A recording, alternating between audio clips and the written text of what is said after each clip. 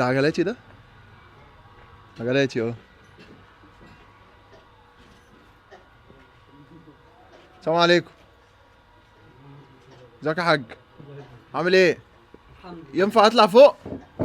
اطلع؟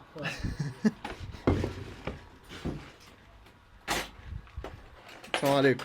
عليكم عامل ايه؟ الحمد لله. كل عام وانت طيب. انت بالصحة والسلامة. انت بتعمل ايه؟ انت بتصلح عجل؟ ان شاء الله على قد كده. على قدك؟ اه لا انت شكلك عجلاتي شاطر. ها والله شكلك عجلاتي شاطر. والله انا شغال دلوقتي ليا بتاع 50-60 سنة فيها. ليه؟ وانت عندك كام سنة؟ عندي دخلت في ال 76. اللهم صل على النبي. ما يبانش عليك. الحمد لله. نعمة ربنا. شكلك شباب. الله يبارك فيك. الله يبارك ربنا يديك الصحة يا ابويا يا رب ويرزقك. يا رب. ده شغلك مصدر رزقك الوحيد. دي مصدر الرزق دي. ده مصدر رزق. آه. بس طبعا لما السن له برضه كده له يعني حكم. ما بنتجش زي الاول. اكيد طبعا. السن له حكم برضه. ربنا يديك الصحة. انت عندك ولاد؟ عندي ولاد بس كل واحد في بيته. وشغلانة مغطية معاك بقى يا حاج؟ والله على قد جهدي بنعمل، وطبعا الدنيا بقت غالية دلوقتي ومش مكفية.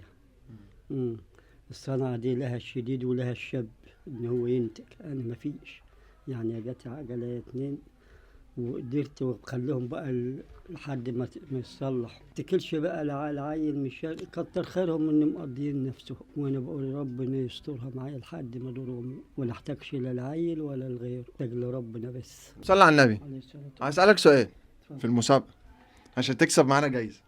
هتعرف تجاوب؟ والله انا وحظي بقى.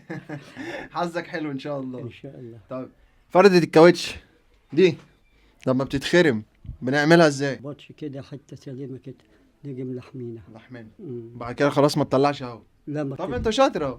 الحمد لله. بقول لك خبره لها كام سنه. خبرة سنين. سنين طويله. ربنا يديك الصحة يا احنا رب. وانت. طب انت كسبت معانا جايزة. غمض عينك دقيقة واحدة. فتح كده. فتح.